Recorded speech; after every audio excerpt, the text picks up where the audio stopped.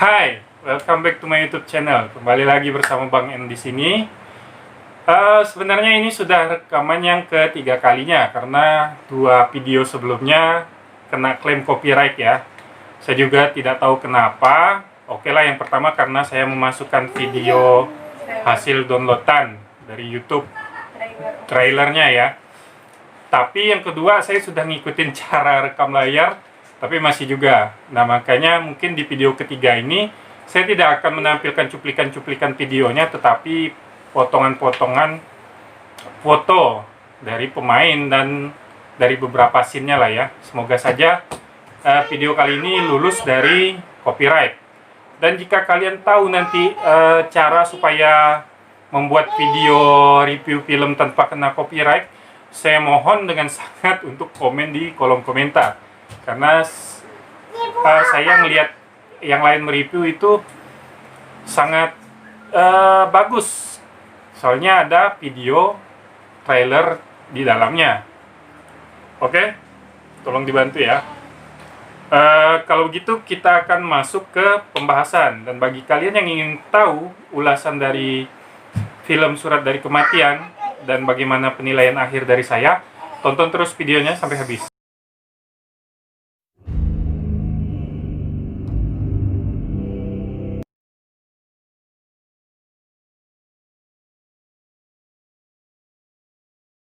Sebenarnya premis dari cerita ini cukup sederhana, yakni ada dua orang sahabat, Zen dan Kinan, yang mencari tahu tentang kebenaran teror Surat dari Kematian, di mana orang yang mendapatkan surat dari kematian ini, jika tidak melakukan perintah yang ada di dalamnya, maka dia diancam akan mati.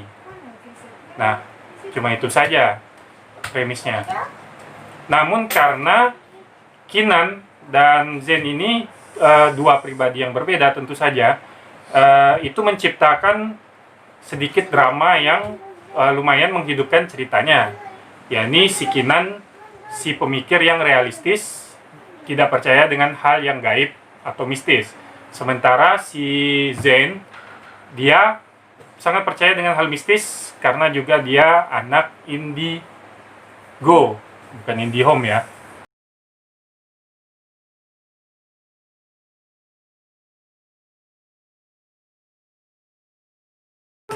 Untuk pemerannya, seperti kita tahu kebiasaannya Max Picture, mereka sering menggunakan artis-artis muda dan pendatang baru. Ada sisi positifnya, yakni membuat regenerasi para pemain film. Tetapi ada juga sisi negatifnya. Sisi negatifnya, acting mereka rata-rata standar. Jadi pembawaannya terhadap karakter itu terasa kurang lah ya. Terkecuali dengan Zen. Zen itu karena dia sudah banyak bermain di berbagai film horor. Bukan hanya di Surat dari Kematian ini. Yang paling terkenal film yang pernah dia bintangi itu di surat maksud saya di Pengabdi Setan. Dan yang sebelum dari dari Kematian juga dia main di film Ghost Rider. Nah, untuk ini untuk di film ini si Andy Arpian ini, kalau di film ini memang lebih menonjol daripada yang lain. Tapi aktingnya tidak sebagus di film-film sebelumnya. Nah, tapi udah lumayan lah daripada yang lain ya. Mungkin karena yang lain juga pendatang baru. Namun yang membuat saya sedikit apresiasi yakni dengan si Kinan, yang menjadi si Kinan. Saya tidak ingat namanya karena filmnya udah lama saya tonton waktu pas 2 atau 3 hari setelah keluar dari bioskop. Nah, yang menjadi Kinan, aktingnya lumayan bisa sedikit mengimbangi si Zen. Tidak seperti yang lainnya yang terasa seperti hanya membaca skrip dan menerjemahkannya dengan ekspresi seadanya. Itu dari segi para pemeran.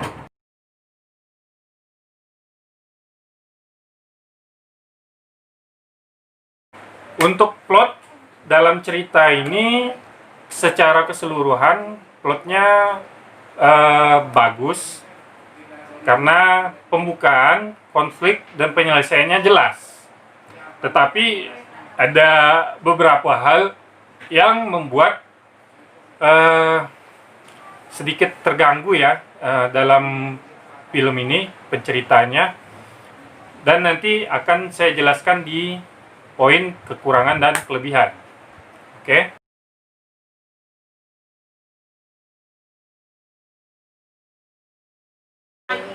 Untuk segi kekurangannya, nah ini yang sangat saya sayangkan. Yang pertama adalah, oke lah, surat dari kematiannya ini isinya itu memang sengaja dibuat aneh-aneh untuk menyerang psikis si korban yang dikirim. Tetapi jika pada kenyataannya di dalam hidup ya, pada kenyataan, ini bukan pada cerita, tapi pada kenyataan, tidak semua mempunyai psikis yang sama. Jadi misalnya satu surat itu berhasil menyerang psikis satu korbannya, belum tentu ke korban lainnya akan bekerja. Itu jika di dunia nyata. Tapi kalau di dalam cerita ini mungkin semua psikis korban yang dikirim surat akan terkena. Karena memang teror ini kan seharusnya dari arwahnya Darius ya. Nah, mereka yang diteror ini sebenarnya adalah dari circle pertemanannya si Darius, yang sebenarnya berteman dengan Darius itu bukan memang ingin berteman, tapi karena ada sesuatu yang ingin mereka beri pelajaran ke Darius. Dan si Darius ini sebenarnya meninggal karena kepalanya terbentur ke meja saat bertengkar dengan circle pertemanan yang saya sebutkan tadi. Nah, si Darius bertengkar dengan mereka, meninggal di villa. Namun direkayasa oleh mereka seakan-akan bunuh diri di gedung Gama Plaza di Jogja, karena cerita ini memang latarnya di Jogja. Nah, disinilah keanehannya yang pertama. Jika saya walaupun saya memiliki rasa bersalah seperti itu, jika mendapat surat yang isinya hanya disuruh misalnya menarik telanjang, disuruh merampok minimarket, ya akan saya lakukan saja daripada saya mati. Nah, jika sudah melakukannya nanti ditangkap polisi, tinggal saya jelaskan. Nah, itulah makanya kalau di kehidupan nyata ya, saya lebih baik melakukannya, karena melakukannya pun tidak ada resiko nyawa saya menghilang. Nah, itu yang saya maksud di poin pertama ini. Ancamannya masih kurang serius untuk disebut teror. Terus keanehan yang kedua adalah teror yang dilakukan para arwah kepada mereka yang menerima surat dari kematian tersebut. Padahal arwah-arwah ini tidak ada hubungannya dengan si arwah Darius, dan juga tidak ada hubungannya dengan kematiannya. Jadi pertanyaannya adalah, kenapa mereka diteror oleh arwah-arwah ini? Apakah arwah-arwah ini merasa simpati dengan arwah Darius, atau ini solidaritas dari para arwah? Tidak, bukan. Lebih masuk akalnya jika mereka ini adalah kiriman dari dukun yang dibayar oleh si peneror sebenarnya, yaitu Damian, saudara kembarnya Darius. Nah, jika seperti itu, si Darius meneror mereka dengan arwah suruhan dari dukun, itu baru masuk akal. Nah, seharusnya dibuat saja scene seperti itu, karena aneh jadinya. Kenapa saat mereka menerima surat, mereka baru diteror oleh para arwah-arwah itu juga? Dan sebelumnya berarti tidak, kan? Untuk keanehan yang ketiga, yaitu soal kematian si Darius. Seperti yang saya bilang di poin pertama sebelumnya, si Darius ini sebenarnya meninggal karena kecelakaan saat bertengkar dengan para teman-temannya di sebuah villa. Namun, mereka merekayasanya menjadi seakan-akan bunuh diri di gedung Gamma Plaza. Ya, sebuah gedung tua penuh dengan urban legend horornya.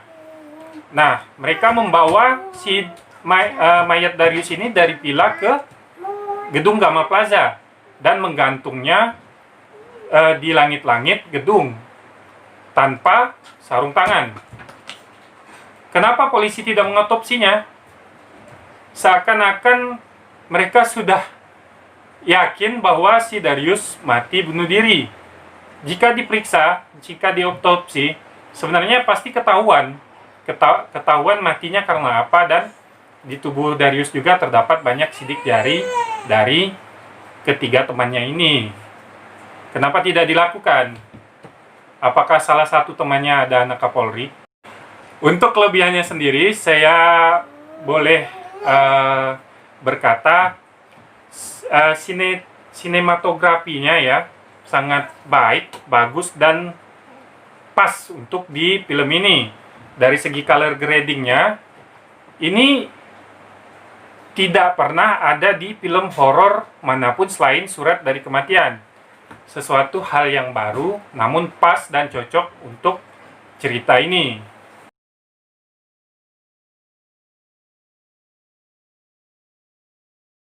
Masuk ke penilaian akhir. Sebelumnya saya menonton ini, seperti yang saya sebutkan di awal, itu beberapa hari setelah filmnya rilis.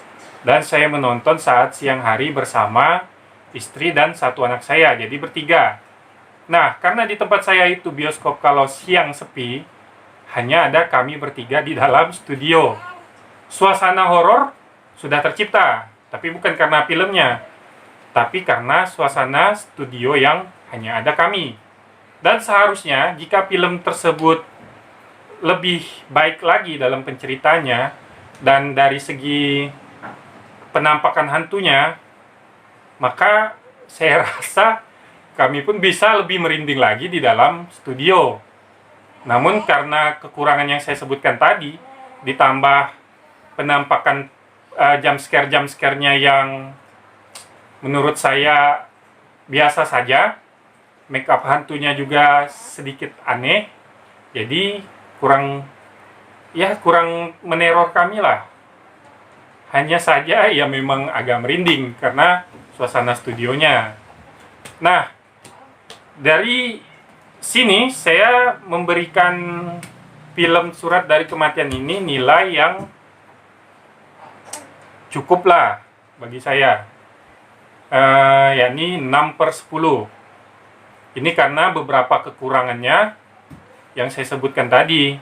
Seandainya kekurangan-kekurangan tersebut tidak ada, atau sama sekali tidak ada, malah lebih baik, maka bisa lebih dari ini untuk penilaian.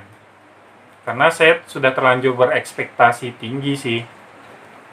Ceritanya lumayan ramai di Wattpad pembacanya, jadi berharap juga. Namun ya, kekurangannya ini mau diapakan? Menurut saya sebaiknya Hestu Saputra menangani film bergenre romance saja, karena memang dia banyak memproduksi film-film bergenre romance dan rata-rata berhasil, seperti Mary Riana, Cinta Tapi Beda, dan dia juga banyak mendapat penghargaan dari film-film bergenre romance tersebut. Film sebelumnya horor, ini sebenarnya film kedua horor dia setelah Lorong, tapi ini juga masih belum berhasil menurut saya sih.